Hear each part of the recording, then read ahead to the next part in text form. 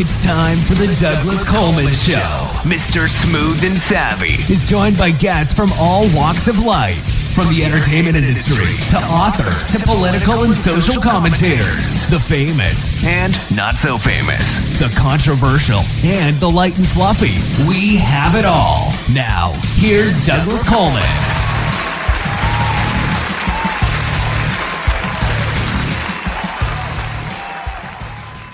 Okay, please welcome to the Douglas Coleman Show, Brent Olson. Hi, Brent. How are you? I'm good. It's a great day to be alive. Well, thank you for coming on the show. It's nice to have you here. You've got a book out called Between the Helpless and the Darkness, and I'm also looking at, although I can't, for some reason, I can't pull these up at the same time. I'm looking at your resume as well. How many books do you have published? 8 at the moment. Okay. Have you always been a writer? Well, I've been making a living at it for about 30 years. Okay. Well, that's good. There's a lot of people who are writing who can't make a living at it, so congratulations for that. Also, I see it says you've been married for 47 years. I should congratulate you for that. Yeah. It's, well, she's a very patient woman. Well, listen, it's if you find somebody that you can be with for 47 years, I mean, that's a feat in itself. It really is. It really is. My parents were married for 70 years, which I still find absolutely astonishing.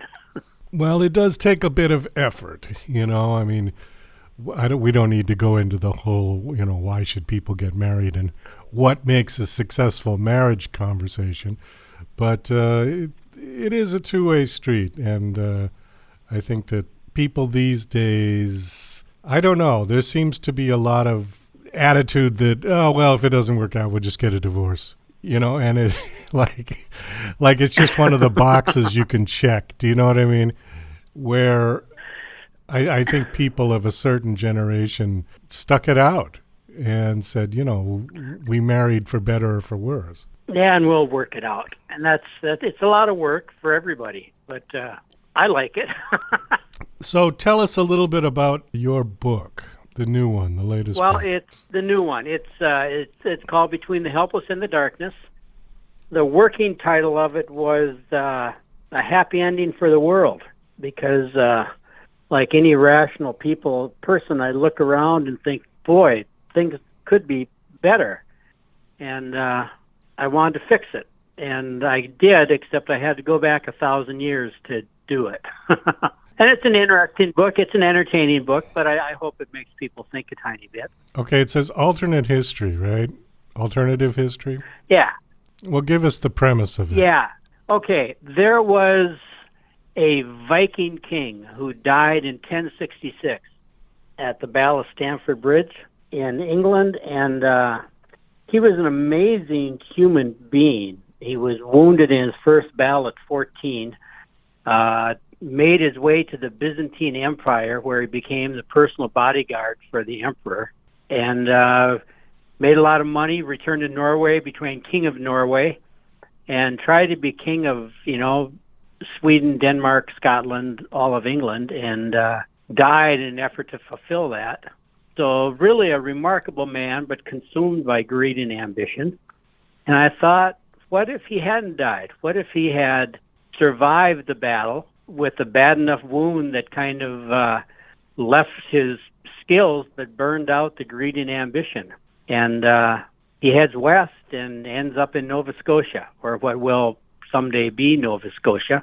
And the story goes from there. And I wrote it because, Scandinavian society in 1,000 years ago was really very sort of skewed towards the women having a lot of power. I mean, the wedding ceremony consisted of giving your husband giving you the keys to his household, and women had a right to divorce and many things.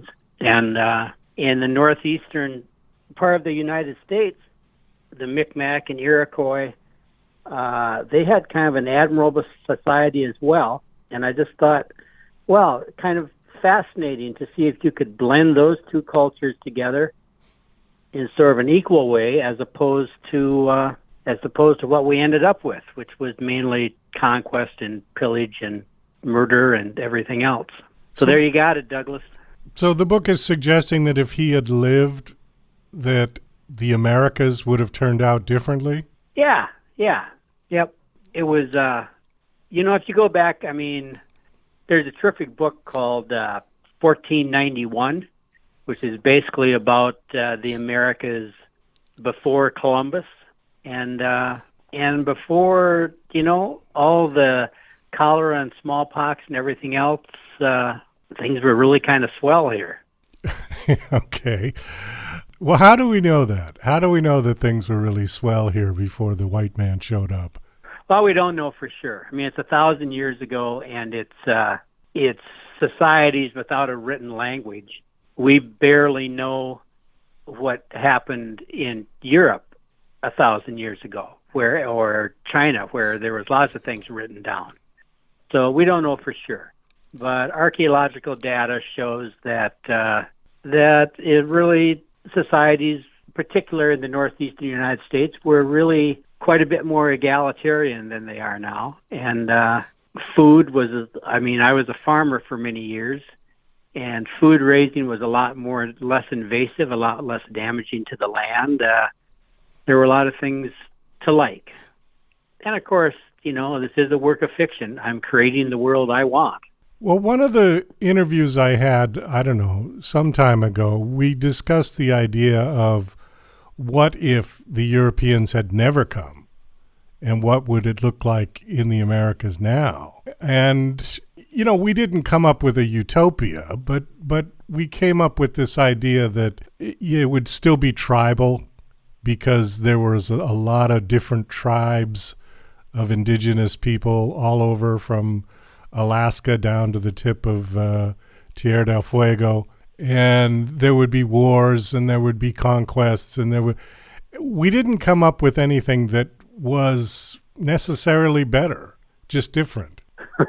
Yeah, it would be different, and of course, this is two very large continents. You don't want to draw too many comparisons between the Aztecs and the Dakota or the Comanche. There's room for a lot of variabilities. We talk about indigenous people as if they were just, one peoples, but that's like saying Norwegians are like Italians. There's room for a lot of variation. Well, that's true, although it depends how far you want to go back, because anthropologically speaking, they are all of the same race. There is scientific evidence to suggest that they all came over the ice bridge during the end of the last ice age about 10,000 years ago from northern parts of Asia. And I can just imagine trying to walk from Mongolia to Tierra del Fuego. But, it's suggested that they really were all the same people, and then just over thousands of years branched into different tribes. Yep, absolutely. Your original analogy about, calling the Norwegians Italians, no, they're not the same, but there is a similarity in once upon a time. So yeah, I know we're getting way off on a tangent here, but but I guess my point being is that we're all more similar than we like to think we are, perhaps. Well, I think as human beings, we're incredibly similar. Culturally, there's a lot of changes. As a journalist, I've filed stories from 6 continents. I haven't been able to figure out a way to get someone to pay me to go to Antarctica, but I've had at least brief stops in all the others. And there's dramatic differences in cultures, but people are people everywhere you go. Yeah, I agree. So tell me a little bit about some of your other work. Are they all alternative history, or have you written other genres, or what else have you done? I have a syndicated column called Independently Speaking, which has been running since 1995. And, it's called Independently Speaking, so I pretty much just write about whatever the hell I want. Okay. And there's been 4 collections of essays and a memoir, and a genre novel called Ice on Fire, just kind of a thriller. And then there's another book which is also about me trying to fix the world, but kind of starting in a post-apocalyptic world, called Ang, spelled A-N-G-R, which was not the best choice, Douglas, for a book name, because no one, including I, can pronounce it correctly. But I was smitten by, and I don't even know where I ran across it, but the word anger is derived from a Scandinavian word, A-N-G-R, and the literal translation of that is grief at the wrongness in the world. And I just sort of love the image of really this deep burning anger is just sadness at how wrong things can be. So I built a book around that. Do you think we are worse off now than we were 1,000 years ago or 500 years ago? Oh, no. I mean, I have a sister who had polio when she was in 1951. That's not a problem anymore. We have the capacity to live so much better lives. If we're ignorant, it's a choice that we make to be ignorant, because there's an amazing amount of information available out in the world. So we're, as human beings, by and large, we're better off. We're kind of raising hell with the world we're living in. And of course, in the United States, our political system is really sort of a mess. I think it's broken at this point. Well, yeah, I don't know if I could argue with you on that, to tell you the truth. I really, that is a perfectly valid premise to have. I guess my opinion is that we haven't really changed that much. We've just changed our issues. Like you said about your sister had polio. Okay, we've found a cure for polio. But we also have nuclear weapons now that people in the 1920s they didn't have to think about. We have just other EMP is another one. I was talking to another guest about this, about the electrical grid, and how man has only had to live with electricity for about the last 150 years or so. But we lived centuries without it prior to that and did just fine. Yeah. So we created all these things that were supposed to help us. But do you know what I mean? All we've done is just change the board. It's the same game, but the pieces are different. Yeah. Well, I got to tell you, I live on a farm in western Minnesota, and I'm kind of amused by myself sometimes because we've got chickens and ducks and an orchard. And a couple of years ago, I built a greenhouse, and we live on a road with the driveway a quarter of a mile surrounded by 15 acres of trees. I've noticed that every time I see a little bit more bad news, I think of something a little more self-sufficient to do. Well, there is something to that. Not even really consciously. Yeah. I mean, there really is, because the conversation I was having about what if all the electricity went out. I mean, most of us would be dead. And that's sort of a scary thought, because we are not self-sufficient. We have to go to our store to buy food. We rely on an electrical grid or gas or something for our heat if you live in a cold climate. There would be people freezing to death. There would be people who couldn't get to the hospital. Imagine all of the technology at hospitals that would go down without electricity. And I mean, it's scary. It's scary. And it's stuff that people didn't worry about 200 years ago. I think it's something that people try not to think about. I mean, if you live in New York City or Chicago or 100 other cities, if you really think about the fact that if the semi trucks don't run for a week, you're going to be starving. That'd be a hard thing to have in the back of your mind every day. Well, that's even true. though it's the truth. Yeah, it is. It is. But I'm sure people had big concerns back then too. They were just different concerns. The Black Death and typhoid wiped out lots of people back even as recent as the Victorian era. Yeah. Yep, you're right. So, And okay. I think that's what I tried to tap into in that book is that there's always challenges. Yeah. And there's always got to be, to overcome those challenges, there's got to be a striving to do better. Let's hope so. And that's Yeah. Yeah. Let's hope so. We haven't blown up the world yet.